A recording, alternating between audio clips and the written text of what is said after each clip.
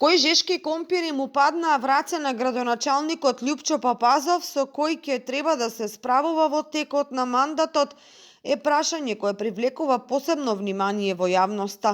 И не само во јавноста, бидејќи и новиот состав советници уште од првите седмици започнаа со препукувања како ќе се реализираат поедини проекти.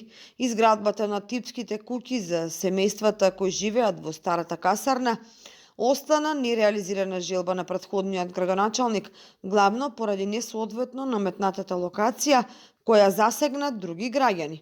Сега, кога проблемот е создаден, ќе биде потешко да се најде компромисно решение, иако не е невозможно, особено ако се оди според народната мудрост на подарен конј не му се гледа во забите. Тоа што остава дилема е судбината на старата касарна, дали се урива или може да се искористи како основа за некој друг објект.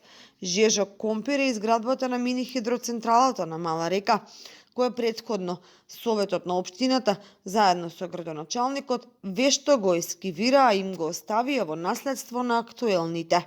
Дали државата ќе ги решава во пакет овие енергенски капацитети или општината референдумски ќе се спротистави, веројатно ќе се знае за релативно кусо време, иако покрај Мала река идентичен проблем може да предизвикаат и планираните мини хидроцентрали на Голема река. За граѓаните можеби најжешкиот проблем доаѓа од аспект на загадувачите и загадувањето, кои во одредени денови го истакнуваат Кочани меѓу најзагадените градови во државата.